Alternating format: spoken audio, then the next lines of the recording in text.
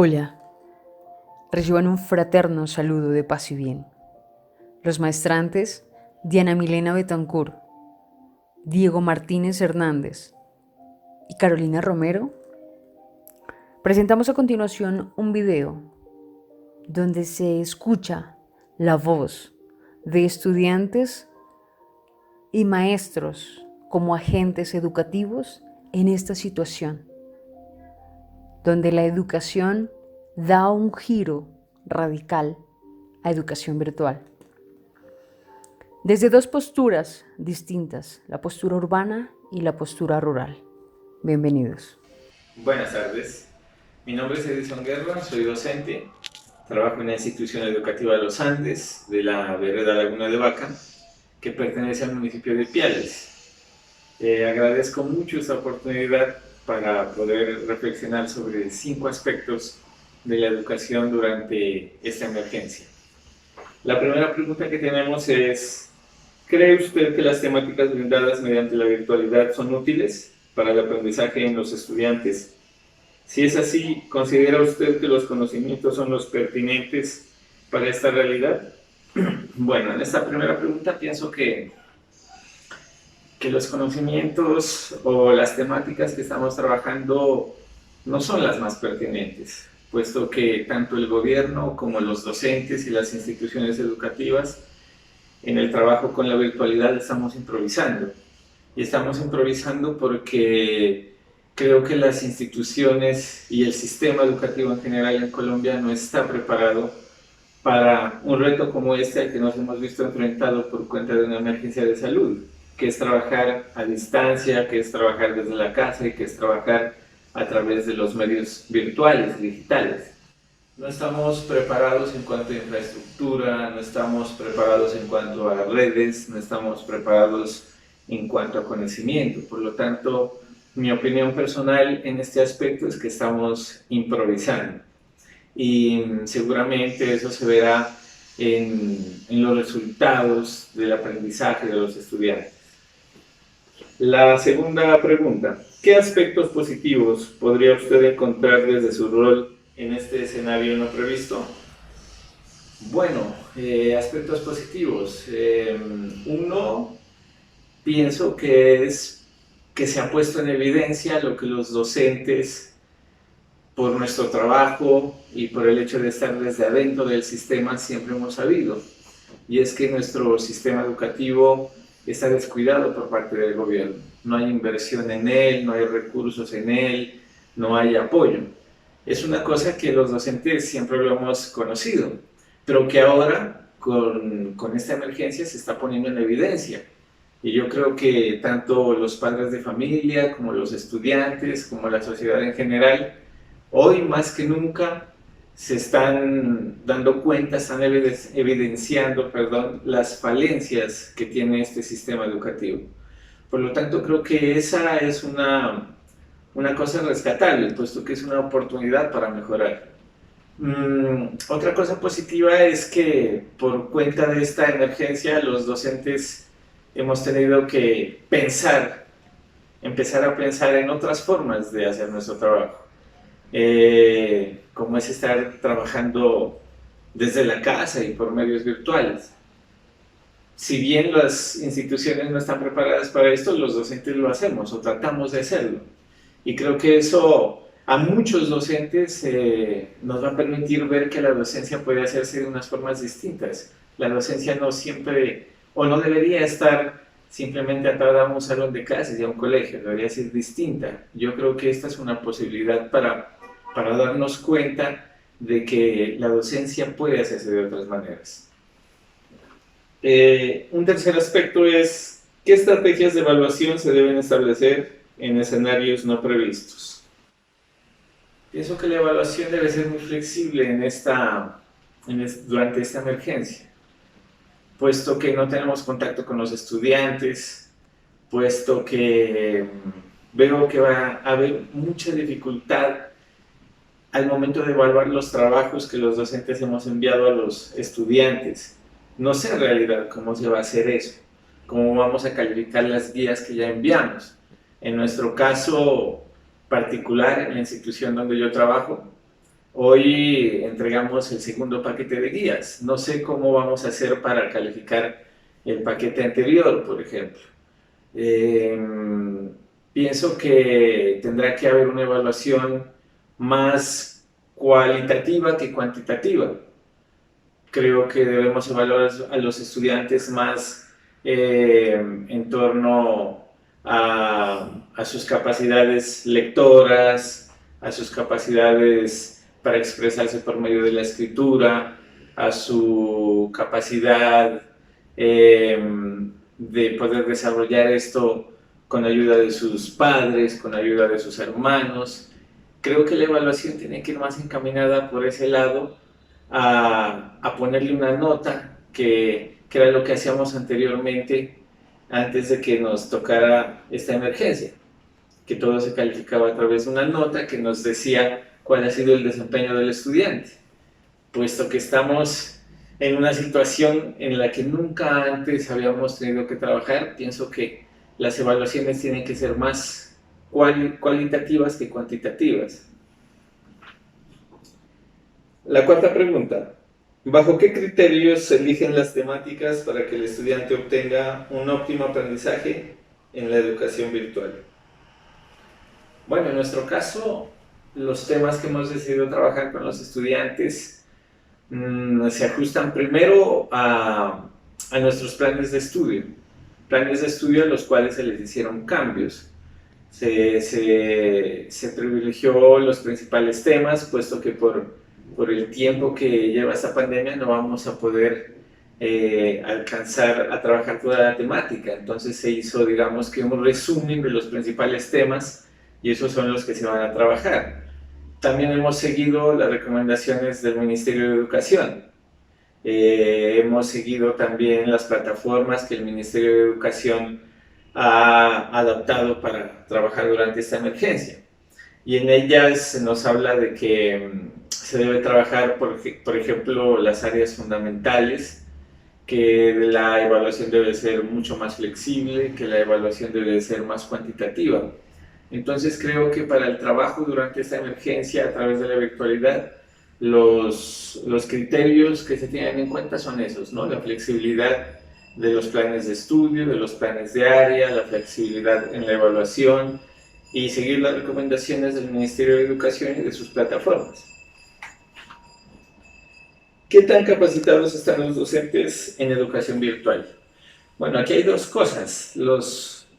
Si hablamos de los docentes en cuanto al manejo de la internet, de una computadora, de unas redes sociales, yo pienso que la mayoría de docentes están capacitados para trabajar en esos medios. Entonces diríamos que sí, que la mayoría de docentes lo hacen. Pero otra cosa es preguntarnos si el sistema educativo está capacitado para brindar a los estudiantes una educación virtual. Y pienso que allí es donde fallamos. No es lo mismo que un docente trate de hacer sus clases a través de su computadora, conectándose a internet, a que haya toda una red establecida para brindar una educación virtual. Yo pienso que en lo que fallamos es en eso. No hay un sistema de educación virtual en Colombia. Podemos hacer guías, podemos hacer videos, podemos usar cualquier cantidad de recursos que encontramos en la internet. Sí, en internet hay cualquier cantidad de recursos con los cuales se podrían dar clases, pero lo que no hay es un sistema.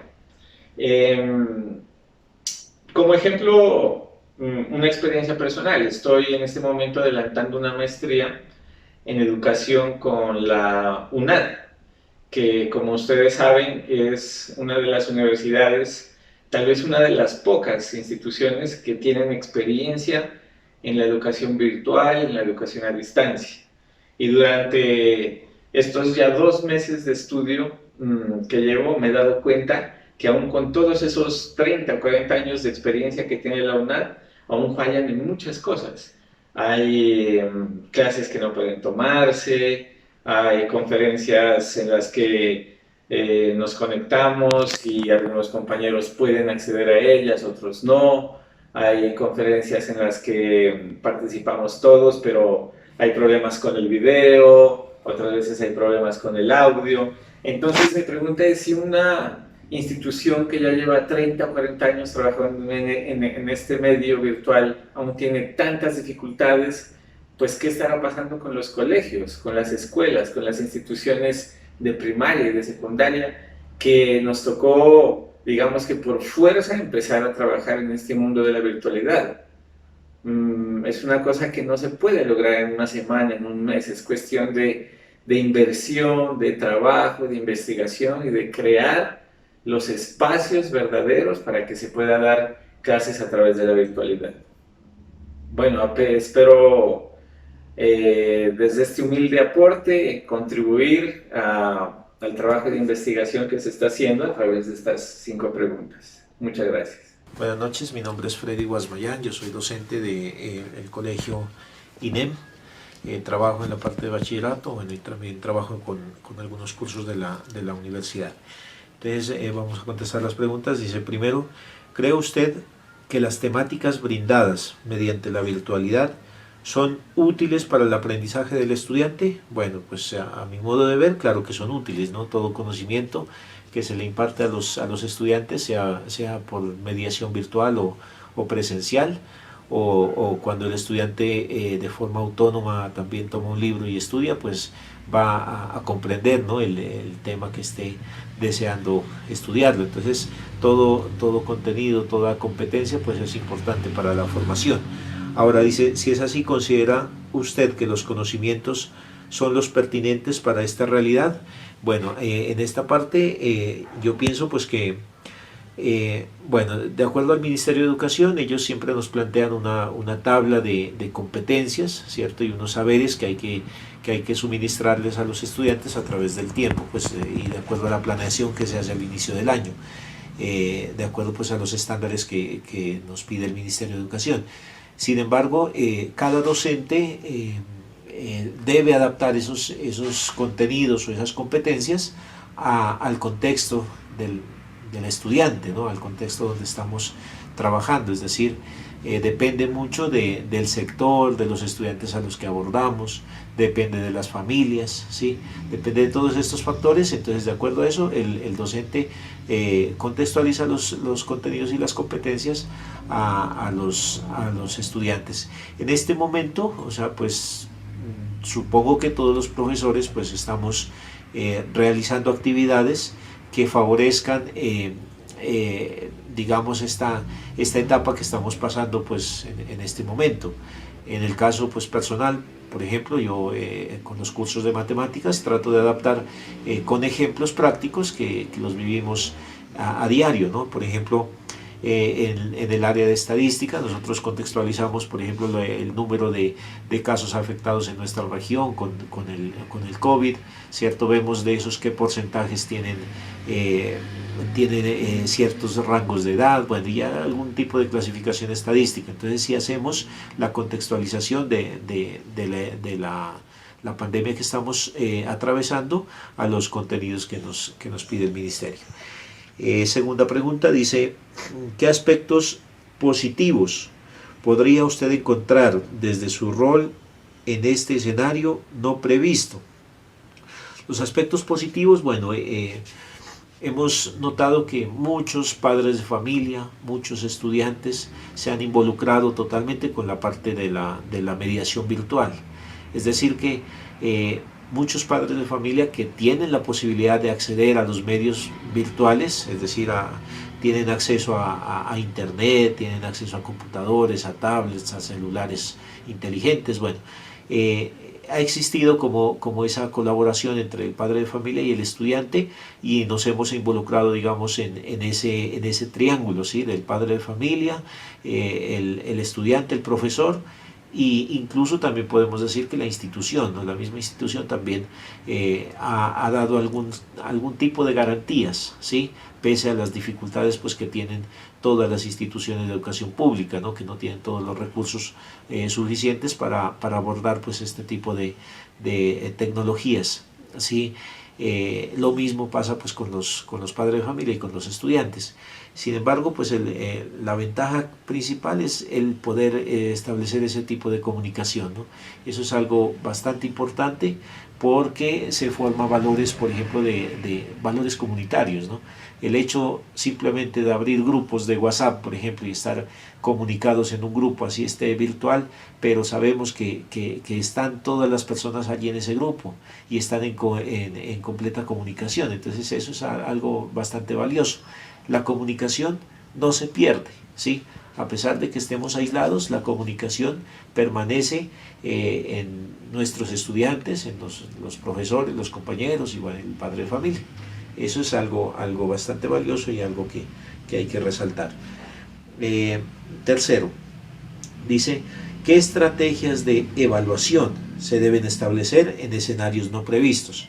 Bueno, las estrategias de evaluación es una parte bien compleja. Eso es algo bastante complejo que de pronto sí nos toma por sorpresa porque pues estamos acostumbrados nosotros a la presencialidad.